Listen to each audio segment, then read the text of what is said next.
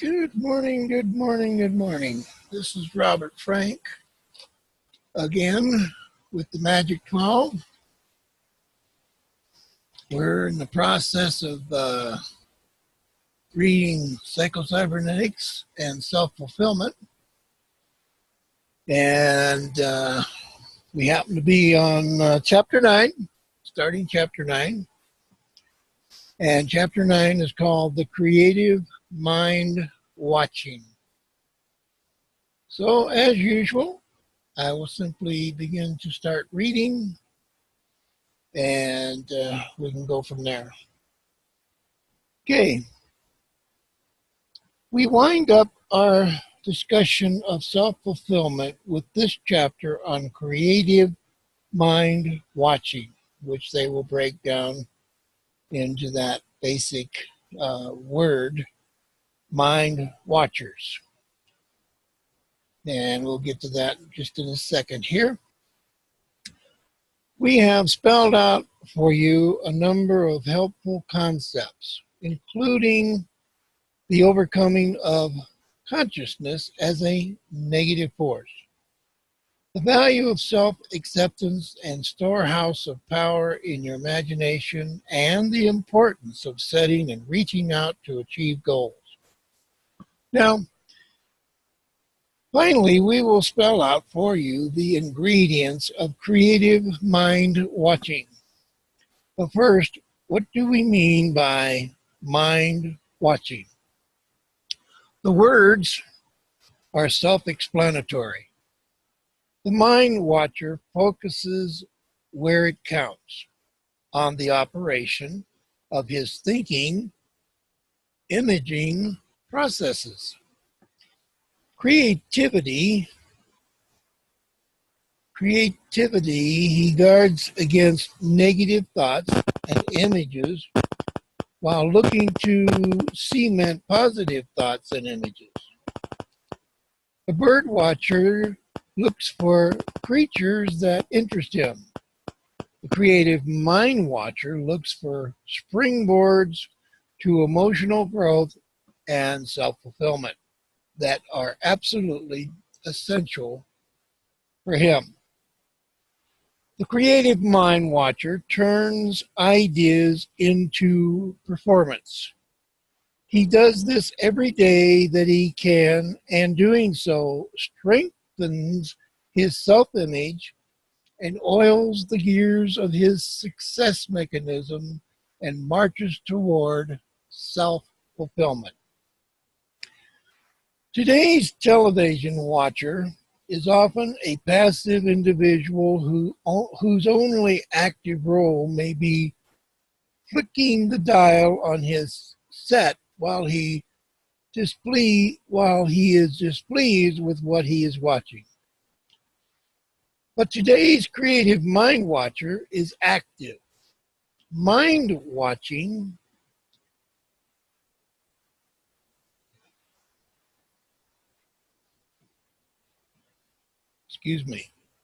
mind watching first, emotional growth next, and finally an active movement out into the world in pursuit of goals with which an individual finds self-fulfillment.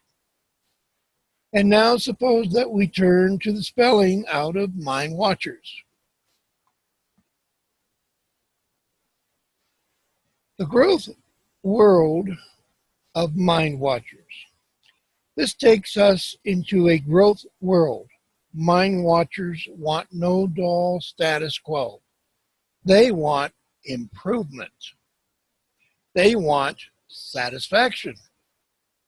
And they insist on reaching self-fulfillment. So here it is, broken down, mind watchers. M, molding the better you. I, imaginative power. N, no negative feelings. D, determination to reach your goals. W, why not be a winner in life? A, action, trying, doing. T, today is the day. C, compassion, courage, concentration. H, the habits that work. E, enthusiastic excitement. And R, relaxation plus. And S for success as a way of life. The Mind Watchers, spelled out for you. Now, let's see what they mean. Number 1, molding the better you. You mold the better you only when you get to know yourself realistically and when you accept your faults even while you minimize their total impact, yet build on your virtues which give you body and character as a person. You refuse to practice evasion. You find yourself free to mold the better you when you look into your mirror truthfully. As you look into your mirror, seeing yourself superficially and yet with depth, you forgive yourself for yesterday's errors and you applaud yourself for the success of today and tomorrow. You see a complicated, composite truth about yourself, not a make-believe truth of pretense, and you accept this multi-dimensional truth. It is then out of reality that you build the better you, looking straight ahead, not hiding your head in the sand. You emphasize the strong points in yourself that you see realistically, and thus you give meaning to the better side of yourself. Number 2, imaginative power. This power is not electric. It is not atomic. It is merely the great human power. As a creative mind watcher, you keep an eye on your imagination. You refuse to let images of doom and catastrophe take root there, filling your entire personality with a sense of failure. You refuse to let images of your past blunders take root there, preconditioning you to more failure in a depressing cycle that never ends and never turns upward. You refuse to allow irreverence and distortion to take over the rambling inner space of your imagination. Your imagination is not a wasteland where trespassing, negation, and you hang out a sign which reads, "No trespassing." When the destructive side of yourself tries to inhibit this rich and fertile area, you use your imagination constructively. Making imagination your friend, you see your past successes. You build the good past into the good present as you move toward the good life. Imagination is the eye of creative mind watchers who see within to what they can be and inspired, rise to the opportunity to build meaningful lives for themselves. Let me tell you a story about a very brave man who insisted on fighting oppressive forces to forget a horrible past and find a worthwhile present. His past, they lined us up against the wall, over 100 of us, and then they mowed us down with machine guns. This man wanted me to operate on him, and I looked at him, and he was in his late 40s, short, blue eyes, graying blonde hair, and wondered how he had survived that concentration camp in Germany in 1944. I was wounded in the face here, in the jaw and neck. My friends who rescued me put a piece of rug against the bleeding wound. They hid me in the concentration camp. The rest all dead and buried in mass in a deep, wide hole in the ground. He paused as if to see again in his mind those horrible events. The months passed and I had fever and I thought I would die. Many days I can't remember what happened. All I know is that somehow I survived. And then the American soldiers came. He looked at the floor, then after a deep breath, my mother, father, sister, brothers, all gone. I traveled all over the world, but I could not forget. He wiped his eyes, and his wife, whom he had married a year ago, put in her arm around him. "Do you think you could help, doctor?" she asked. "Maybe." "Why did you wait so long? It is 25 years since it happened." "I wasn't ready." "I don't understand." "You see, I wanted to remember. I didn't want to forget. It was comforting to remember the past before those terrible times when things were all right and we were happy." "And you're ready now?" "Yes, I am." I studied his face. A deep, indented scar on the right side under the chin distorted it terribly. It was as if he were two people, one handsome and the other distorted. "I want to forget," he said. "I want a new start, a new life." I told him I would operate and that I would also remove the tattoo numbers on his arm. It was a rather difficult operation, but when I finished, the results were splendid. His face was symmetrical again. I had operated under local anesthesia, finished, and I said, then he made a request. "Can I take a look?"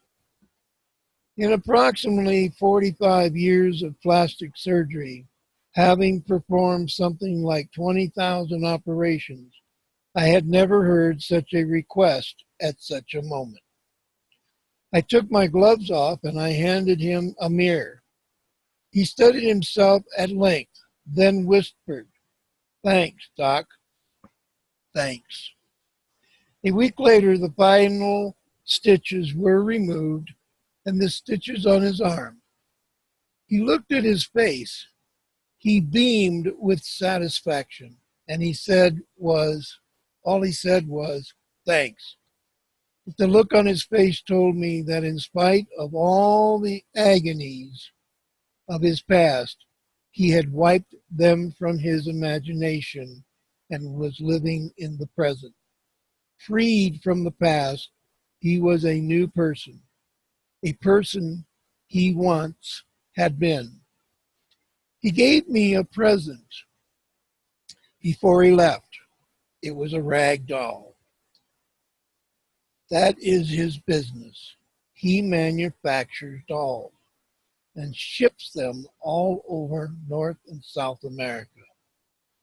That night I thought about the brave man who refused to allow his imagination to remain a wasteland of negation. who insisted on escaping from his nightmarish memories and on using the power of his imagination for creative living in the present. Number 3, the negative feelings. The creative mind watcher is constantly on the lookout for negative feelings. He is so attuned to his self-protective task that he can feel negative feelings moving in on him. He can almost smell and taste them. He guards himself from his own negative feelings as desperately as a bank would guard itself against robbers. And indeed, this is a good comparison since negative feelings would rob him of his inner space.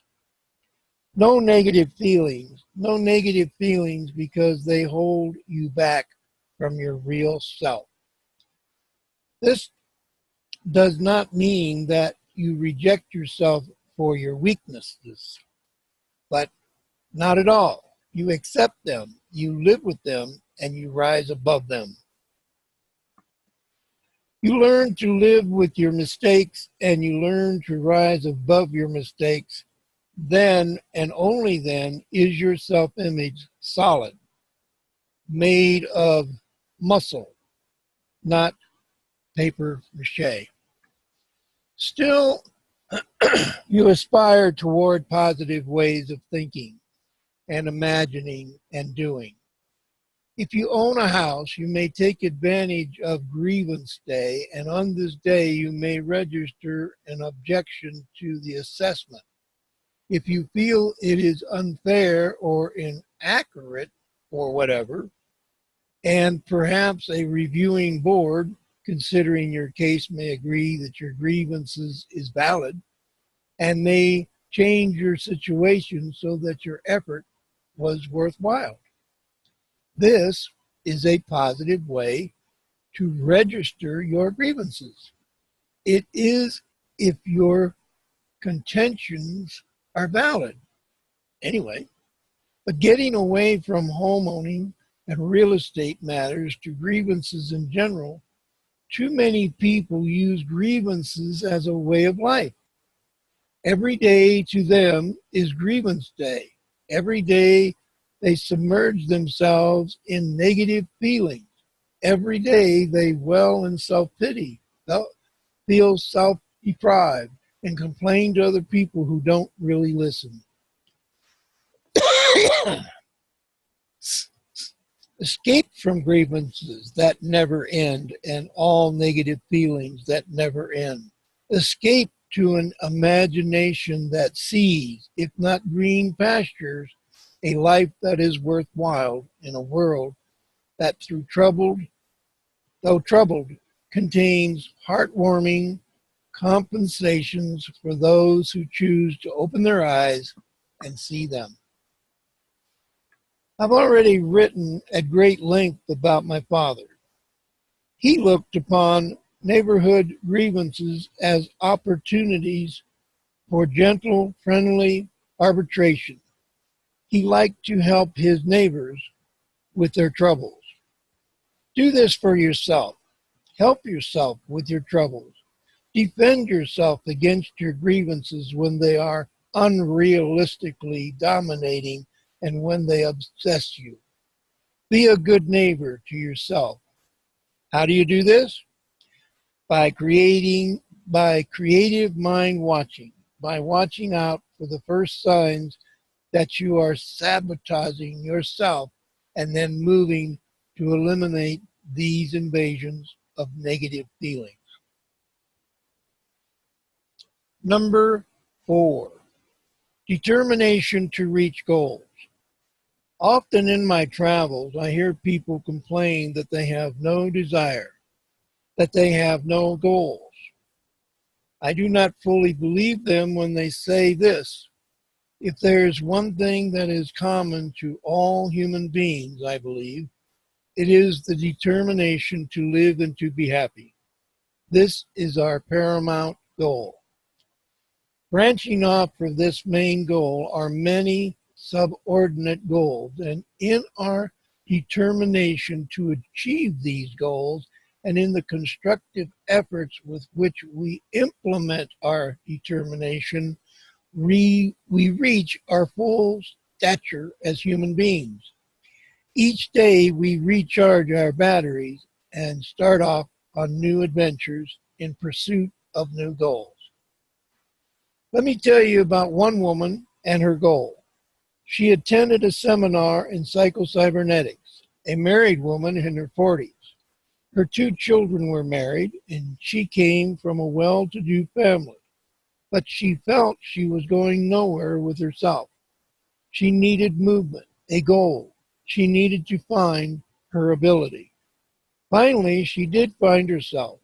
She became a real estate agent in a small community in California.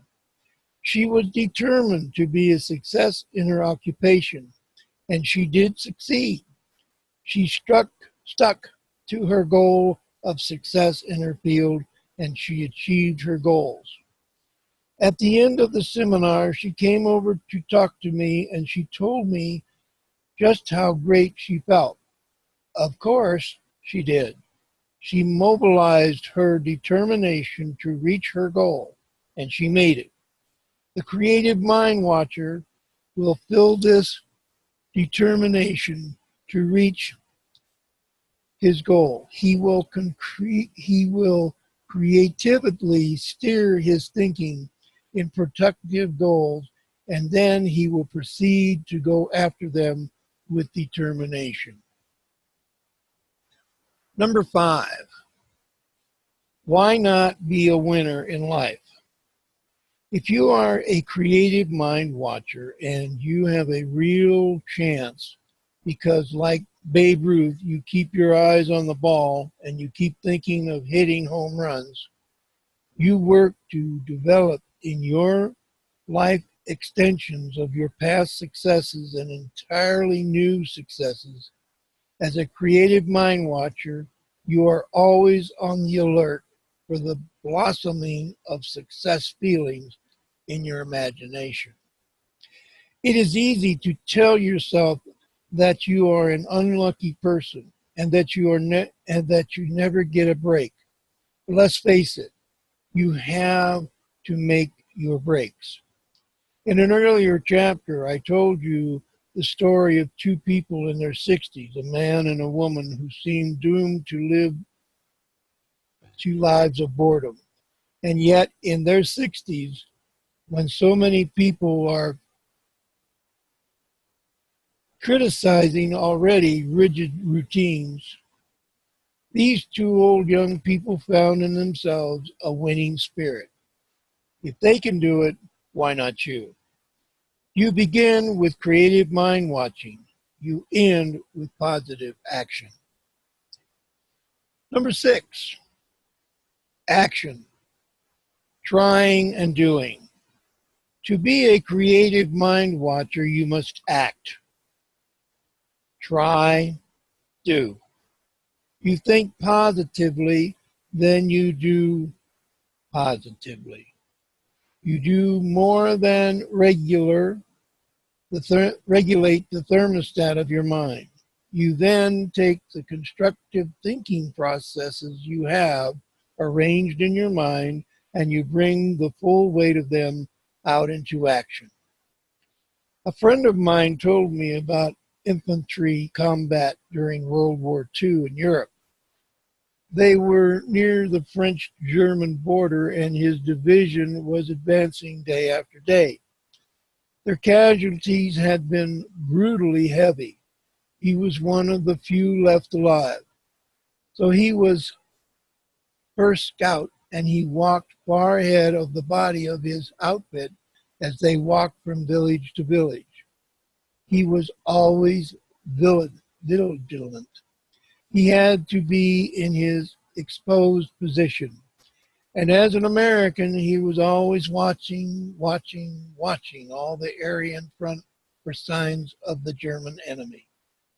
As a creative mind watcher, you must be just as vigilant for your enemy, the enemy that would destroy you as Hitler, if he could have, would have destroyed us.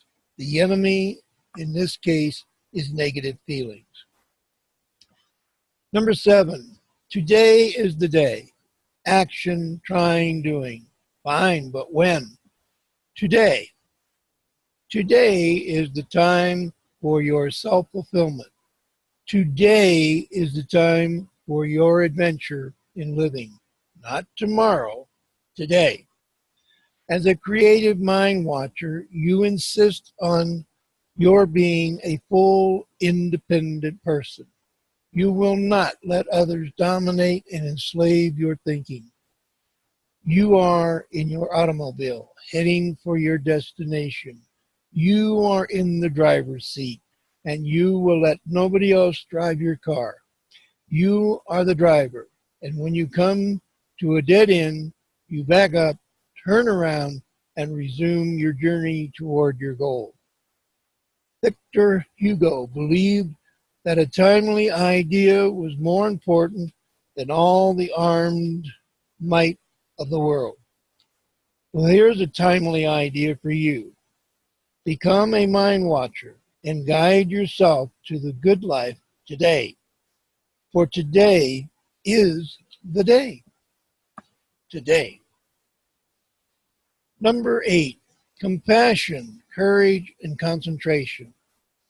According to the philosopher of Schompen, Hoffner, compassion is the basis of morality. How true.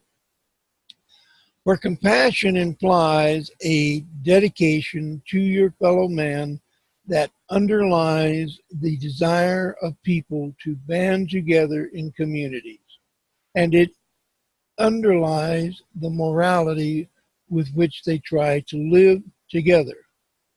This type of compassion takes courage because, vulnerable as we have been all our lives to even the suggestion that others have slighted us or taken advantage of us, we need courage to rise above these real or imagined wrongs to feel compassionate. Fellow feelings for our brothers and sisters. This is an underrated form of courage. It can involve more genuine daring than many heralded feats on battlefields or athletic fields.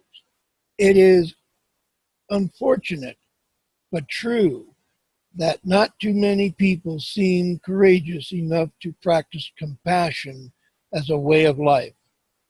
When you do, however, you will find how much giving to others will give to you.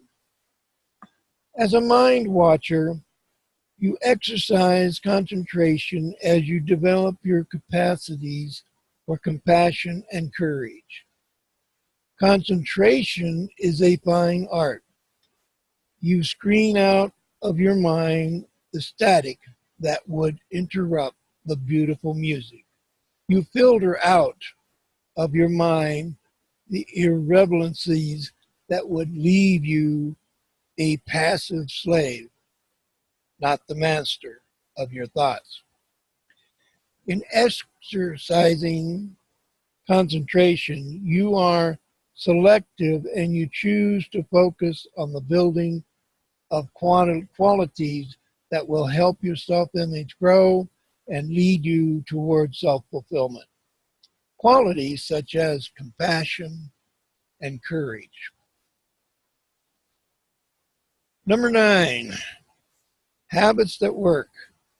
The creative mind watcher is on the lookout for the habits he forms and the habits he is able to discard. For we all have habits that work and at the same time habits that do not work. Brushing your teeth in the morning, this habit works. It works because you're better off for having this habit. As a result of it, Your mouth may be a happier part of you, refreshed perhaps, better smelling perhaps, and in better shape for breakfast.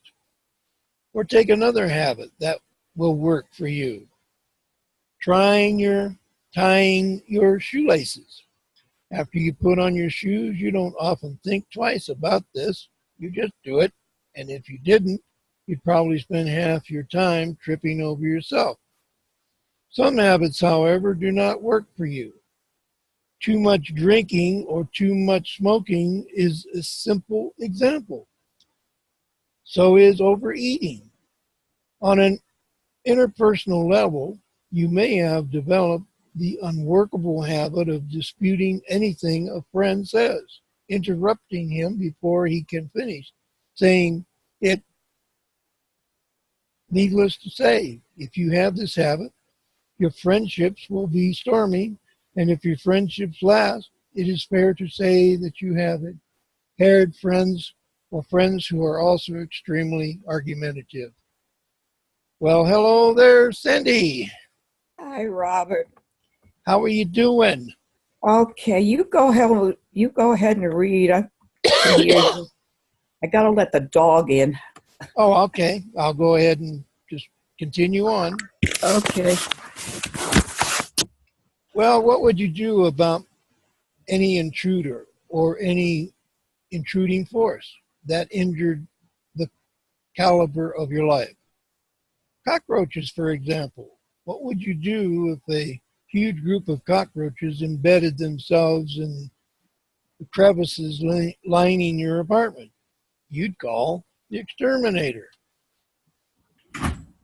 That sounds like par for the course. And your negative thinking habits. How about exterminating them too with creative mind watching?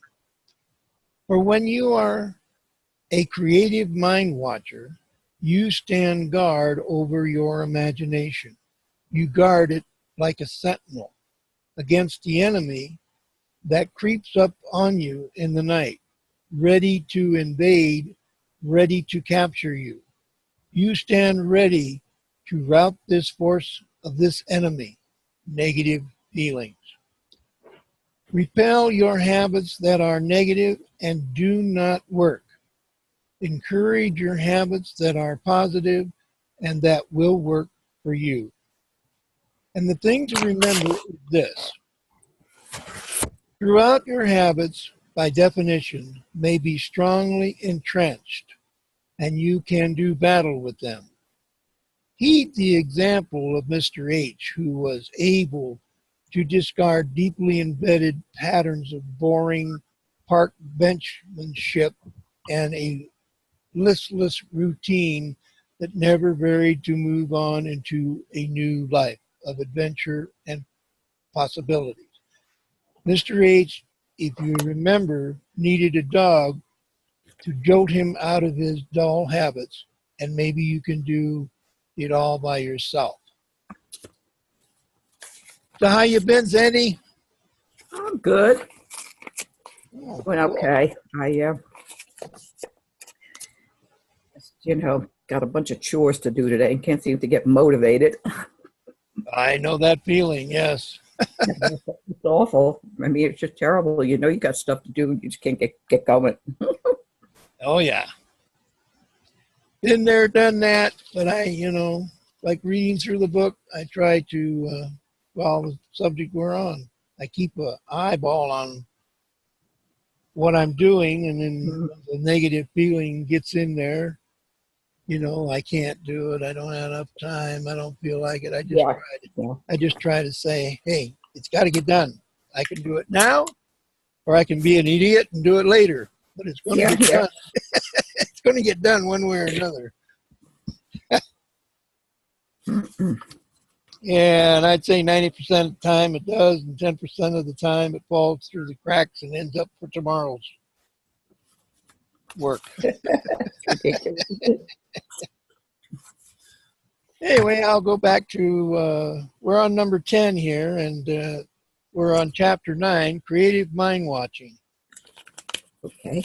So we're getting pretty close to the end of this, believe it or not. All right, number 10, enthusiastic excitement. As a creative mind watcher, enthusiastic excitement is one of your goals.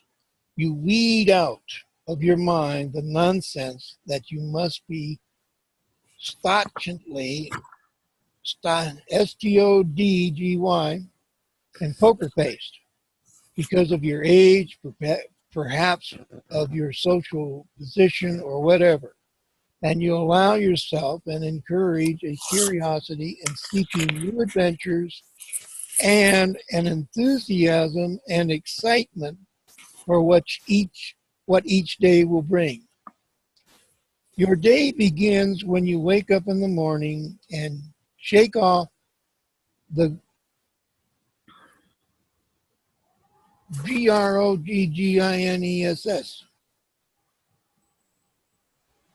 Say again. GROGGINESS. Grogginess. Huh? Groggy. Grogginess. That's what it is. Okay. Shake off the grogginess, overcome the impulses toward negative feelings, and vow to make this day exciting. Exciting. Your day will not be an exercise in inertia.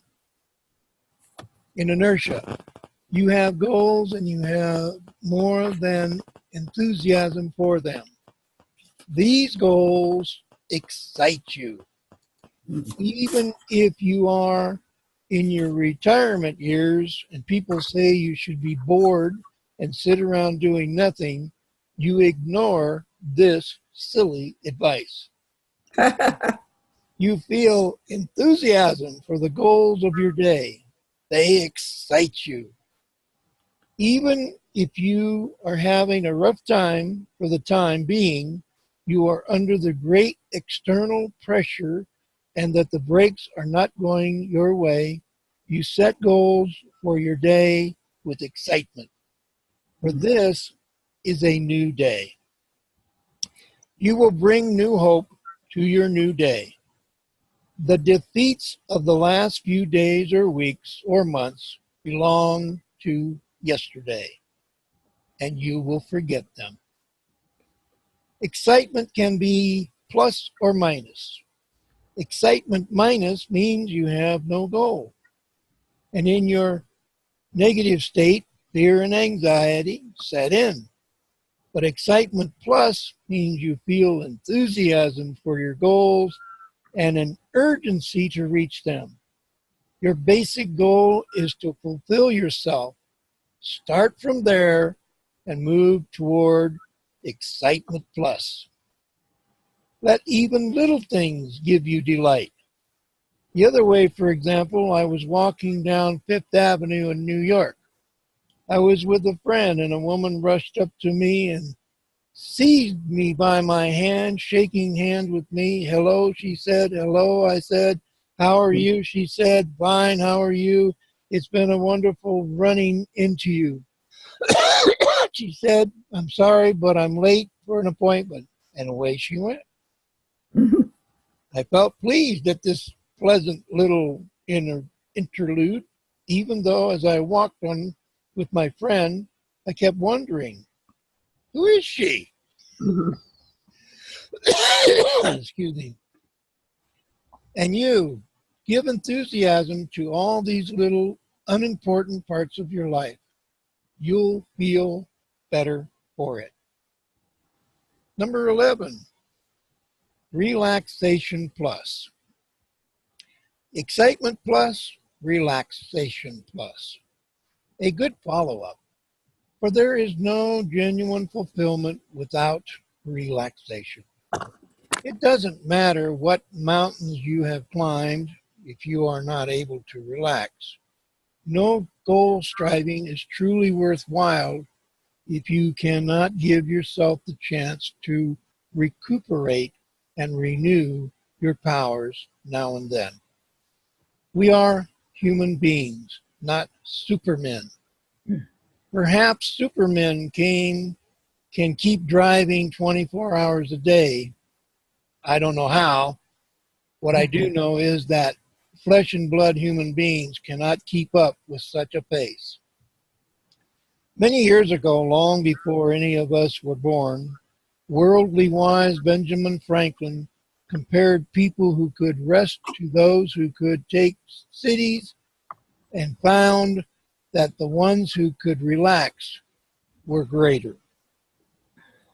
And more placidly, the poet Wordsworth referred to the universal instinct of repose, the longing for confirmed tranquility. Marvelous recommendations for the power of relaxation from men of wisdom. The creative mind watcher is on the outlook for signs of fatigue, aware that he has limitations and that recognition of these limitations is a strength, not a weakness. He knows when to stop driving and start relaxing. When he starts relaxing, he commits himself wholeheartedly to it. No half and half thing. Just as he moves with all his power toward implementation of his goals, so he throws himself wholeheartedly into relaxation. He feels that he has earned his rest because he has lived fully with enthusiasm and excitement, with determination and desire. So now he can accept the idea of relaxation. He can let himself go limp. His mind can rest. His body can rest. And this is what I call relaxation plus. With relaxation plus, I don't know if you can conquer cities. What with urban problems these days, you might not even want to. But if you would believe Ben Franklin, you are in good shape. Some suggestion for the attainment of relaxation plus. A, practice forgiveness. Mhm. Forgive others. They are only human. Forgive yourself. You too are only human. When you hold grudges, you may hurt the other fellow, but you must hurt yourself with the accumulated poison of the resentment you feel inside of you. The individual who does not forgive does not really live. When you forgive others, you take one giant step toward relaxation plus. When you forgive yourself, you are there. B, keep up with yourself. Forget about keeping up with your next door neighbor or the neighbor down the block. When you worry about keeping up with others, you are not living in your own right. You are a slave to whatever rules these others, which to impose upon you, and it isn't this silly. Mhm. A more legitimate goal is to keep up with yourself and even to surpass yourself as each day you aim at becoming a more fully mature, more productive, and more compassionate person. Have you made up the rules of the game? Number C, see your past successes. See them again and again in your powerhouse. Your imagination. Stop the flow of tension you feel as you obsess yourself with your blunders and your missteps. See yourself in your mind, your past successes, so that you can relax with this good feeling about yourself. Now we're on to number 12, success as a way of life. This is a fundamental concept of the creative mind watcher. He is alert to the incipient reactivations of his failure mechanism and his success mechanism.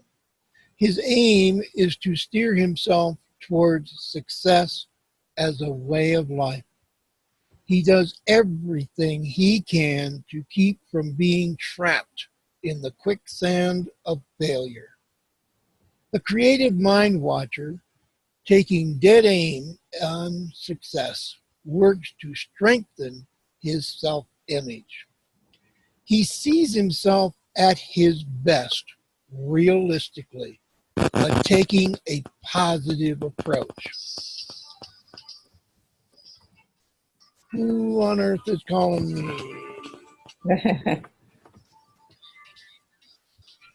Nobody important. I'll call him back. He sees himself at his best, realistically, but taking positive approach. He understands his rights as a goal-striving human being.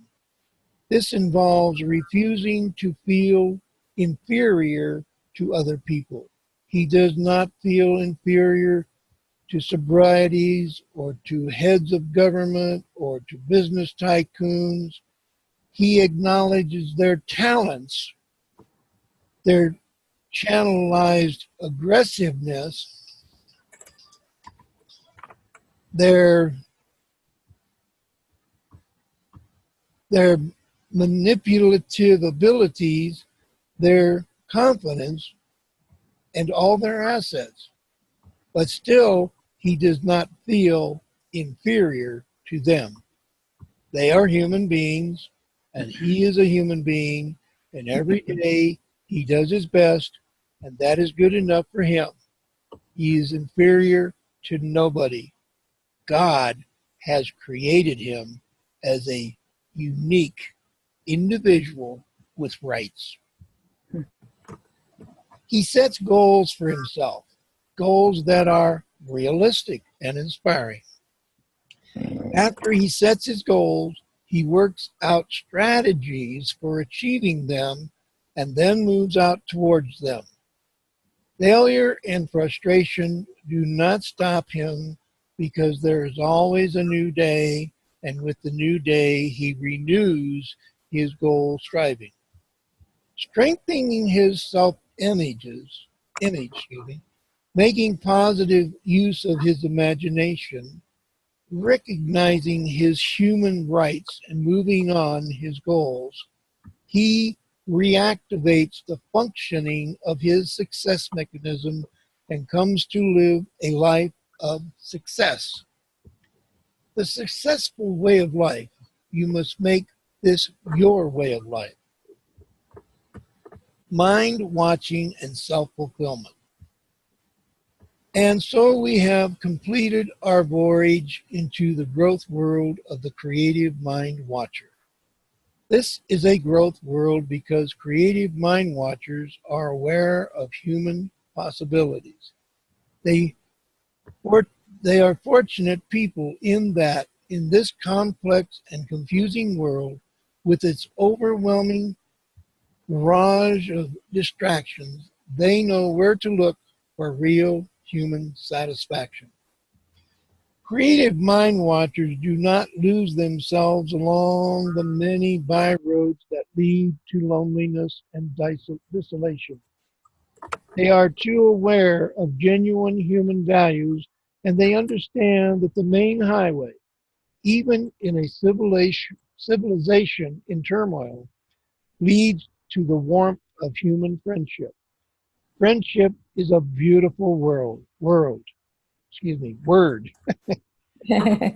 but not an abstraction. Friendship first for oneself and then for others. That is why you participating with me in this little discussion we've had in these pages should be a creative mind watcher, a truly creative mind watcher who turns inward for your strength, then outward with your strength to live purposely in a world and you should not ever give up on. Then you are on your way to self-fulfillment. with a strong self-image, setting goals that are real, overcoming the potential tyranny of consciousness, using your imagination as a potent force for goals. A final word of advice. You can reach self-fulfillment. It is an honest possibility.